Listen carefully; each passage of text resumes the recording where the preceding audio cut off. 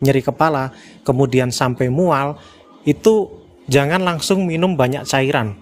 Oke, itu memang bagus ya, tubuh kita banyak cairan yang keluar, kita harus memasukkannya kembali.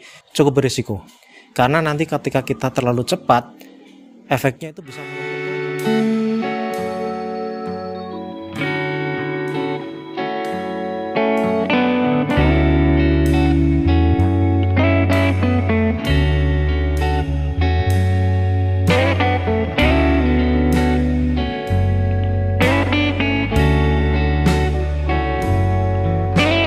Halo semuanya, selamat datang lagi di channel Julius Kaliaji. Apa kabar kalian? Saya harap kabar kalian baik-baik saja dan sehat selalu. Pada video kali ini saya mau sharing mengenai pengalaman saya kemarin bersepeda jarak jauh. Sewaktu saya selesai bersepeda, itu mengalami keluhan yaitu nyeri kepala atau pusing, kemudian juga kram otot. Keluhan tersebut itu ternyata nggak cuma saya aja yang mengalami. Banyak sekali teman-teman di luar sana yang mengalami keluhan tersebut setelah bersepeda jarak jauh atau dengan intensitas yang tinggi. Kemudian akhirnya saya cobalah cari-cari penyebabnya itu apa sih, dan akhirnya ketemu penyebabnya ternyata karena dehidrasi.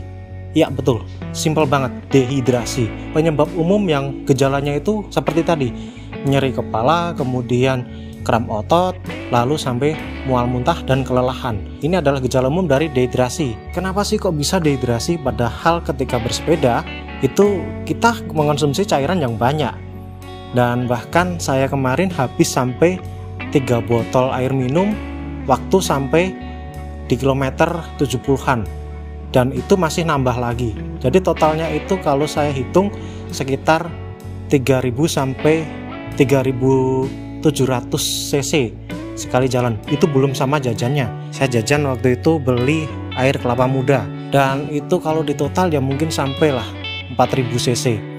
Tapi kenapa kok masih mengalami dehidrasi? Jadi waktu kita bersepeda itu kita mengeluarkan banyak sekali keringat, terutama ketika kalian bersepeda jarak jauh atau jarak yang dekat tapi intensitasnya tinggi. Itu kita pasti akan mengeluarkan keringat banyak. Keringat yang banyak ini itu tidak cuma air saja. Dalam keringat itu banyak sekali kandungan yang dikeluarkan juga. Dan salah satunya adalah garam, yaitu garam natrium. Kalian tahu kan, garam itu ketika ditaruh di ruangan, kita tinggalkan berapa saat, itu akan diisi dengan cairan. Karena memang fungsi dari garam ini adalah untuk menarik cairan. Dan di dalam tubuh, garam ini beredar di dalam pembuluh darah. Beredarnya garam dalam pembuluh darah ini adalah fungsinya untuk menarik cairan supaya tekanan di dalam darah itu tetap stabil, sehingga kita dapat mendapatkan oksigen, kemudian juga nutrisi dari darah kita. Ketika kita bersepeda jarak jauh, itu kita banyak sekali keluar garam yang terbuang, kemudian cairan juga terbuang. Kalau kita hanya minum atau mengonsumsi cairan saja tanpa adanya garam atau ion, maka tubuh kita akan mengalami imbalance elektrolit. Imbalance elektrolit ini adalah kondisi di mana tubuh kita mengalami ketidakseimbangan kadar elektrolit, dan salah satunya adalah natrium tadi. Natrium yang cukup rendah ini bisa menyebabkan otot kita kelelahan atau sampai kram. Dan ketika sudah dalam jumlah yang sangat banyak berkurangnya atau terbuang dalam jumlah yang banyak, dan kita hanya rehidrasi dengan cairan murni atau air murni, maka air yang seharusnya itu diikat oleh natrium, sedangkan natrium atau garam tadi udah hilang, ya udah, air yang kita konsumsi larinya nggak ke pembuluh darah, tapi maksudnya ke jaringan-jaringan tubuh.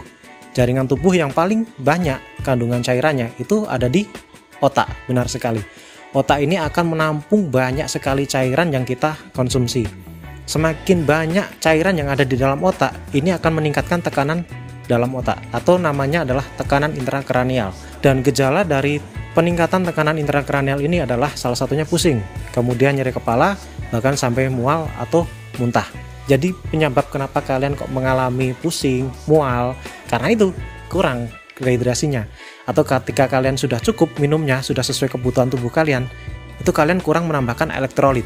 Lalu gimana tipsnya supaya kalian tidak kekurangan cairan serta tidak kekurangan elektrolit ketika bersepeda? Untuk bersepeda jarak jauh, kalian memang diharuskan untuk mengonsumsi cairan yang mengandung elektrolit. Cairan yang mengandung elektrolit ini banyak sekali ditemukan di supermarket atau minimarket ya. Contoh produknya adalah Pocari Sweat, kemudian juga ada Hidro Koko, ada Maison, kemudian masih ada banyak yang lainnya. Untuk kalian yang pengen murah, itu saya sudah pernah share di video saya sebelumnya mengenai tips bersepeda untuk jarak 100 km atau Gran Fondo. Nanti kalian bisa klik videonya di pojok kanan atas kalian, atau nanti di akhir video ini, atau nanti saya tuliskan di kolom komentar supaya kalian bisa mengakses tips-tipsnya agar kalian tidak mengalami keluhan yang saya sebutkan tadi.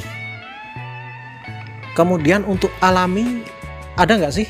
Ada banget, yaitu air kelapa muda. Itu mengandung kalori, kemudian juga mengandung garam-garaman yang itu dibutuhkan oleh tubuh kita. Jadi simpelnya kalau kalian udah kehabisan minum, lalu di jalan menemukan ada pedagang kelapa muda, kalian boleh banget tuh mampir. Ya sekedar melepas dahaga sama memasukkan kembali elektrolit yang tadi terbuang. Lalu gimana tipsnya ketika kalian mengalami masalah-masalah tersebut dan bagaimana agar cepat pulih?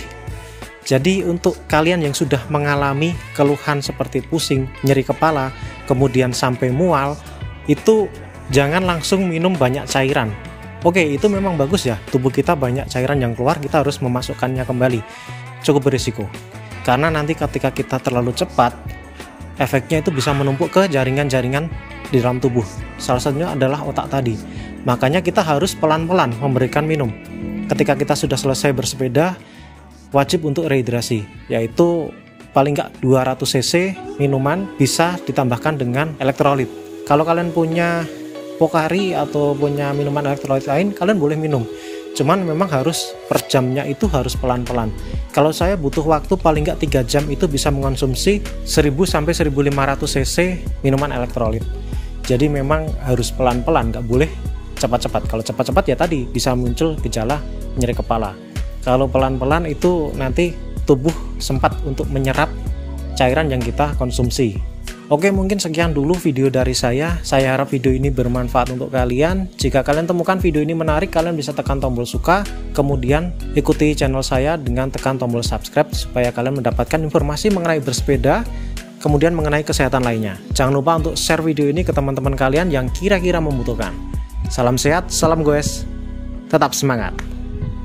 Jangan lupa minum loh ya, jangan lupa minum. Ini minum, ini saya copot ini labelnya, bahaya.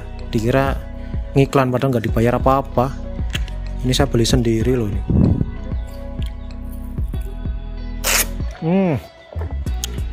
Seger,